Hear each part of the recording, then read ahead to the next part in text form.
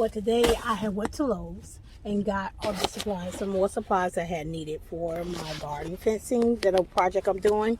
I got my hole digger, as well as some galvanized wire, for the fencing when I get it. And also I took my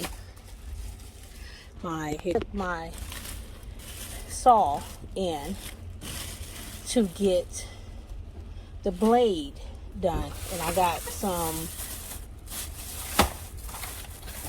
arm wrench keys and some blades right here to go inside of there. So the thing was that I had went and got those, came to Home Depot because I had to rent a hole digger because I didn't need it much, just for the time when I need to do to dig your hole for posts and backhoe with gravel.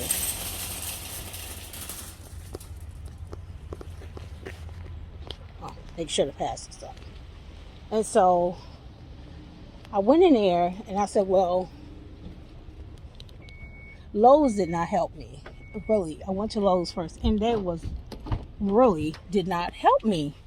I mean, the service was not good. I had people that did not know what to do, didn't know the equipment, and then when they found somebody that knew the equipment, they did not help me. He walked off and the woman gave me the blade. That was it. And I told her I need somebody to show me how to put it on, how to take. None of that happened. I left the blade, did not buy it. No. If you're going there and you're getting something that you know what you're getting, great. But if you're going there for needing help on some things, like some of women or me and some don't know, with learning something new, don't go there. I mean, to the one I went to, please, because they didn't help me. I'm not gonna say all of them like that, but that one and those certain people that was in there did not help me. But I came back to Home Depo, the same place where I got my post, that I had the young lady that helped me get the post, helped me load it up.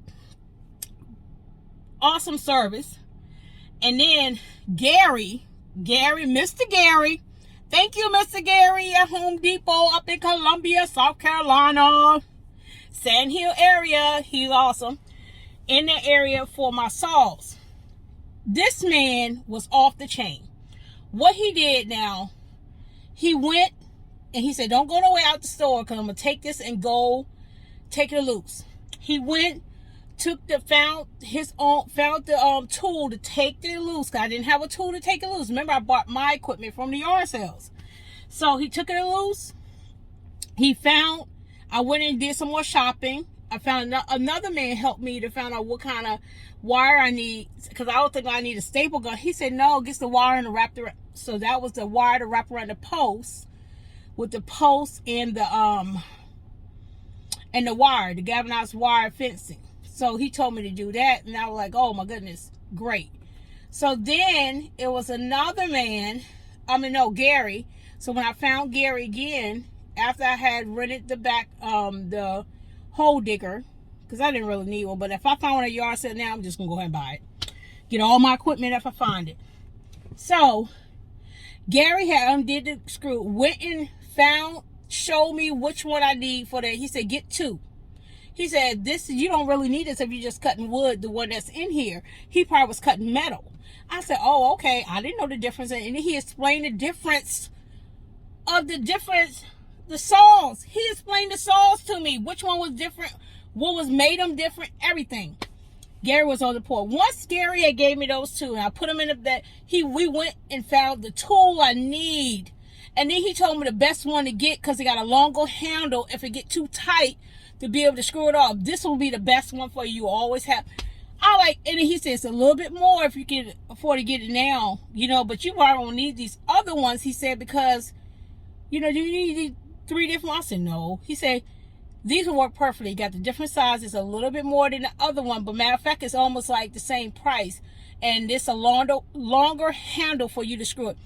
I said, yes. So I put that in there. So not only did he show me because he took the blade off himself. He took it off himself and the screw. He stood there, showed me how to put the blade back on.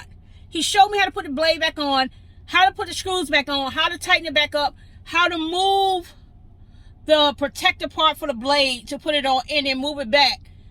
Everything. And then showed me how to make sure I was cutting the stuff right. Come on now. That's training. Training in the midst. Training right up front in Home Depot. Let me show you. Home Depot. I was so excited. I told the woman at the front, I said, you know what? I got so much help here that I got any other place from while I'm working on this project on my fencing. So much help. So Lowe's in my area, when it comes to my projects, Home Depot got my service. If it's a little bit more, don't care, because they got the customer service. Plain blank. Point blank. I'm going to Home Depot.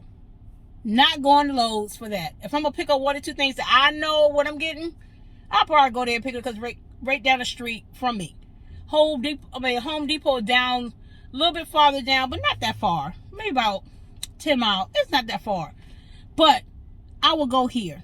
Gary on point. Thank you, Gary, at Home Depot in Columbia, South Carolina, Sand Hill. I will be giving a great doing a survey for you because you helped me tremendously, along with the other young lady, and I have her on my other video, her helping me, her name, I can't remember right now, helped me in getting my lumber, because I have to come back and get more lumber, but I'm doing it in parts. So by Thursday, I'll be back up here, probably get more lumber. Now it's looking like it want to rain. Really? Don't rain, because I got to put these posts in the ground. Well, I got help. Well, anyway, y'all have a wonderful day.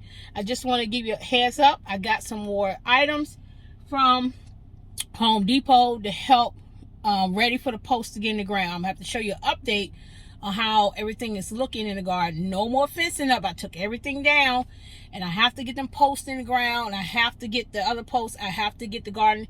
Everything has to get up before the week after Easter. Because the week after Easter, everything going in the ground. So everything got to be up.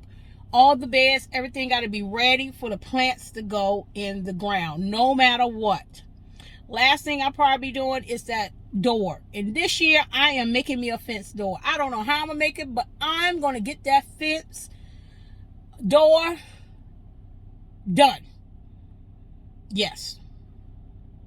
So now this year, my loofah have some strong fence to lay on. I'm planting six loofah plants this year, so they get very heavy, and so I have plenty of room for them and a nice heavy metal wire galvanized fence to help them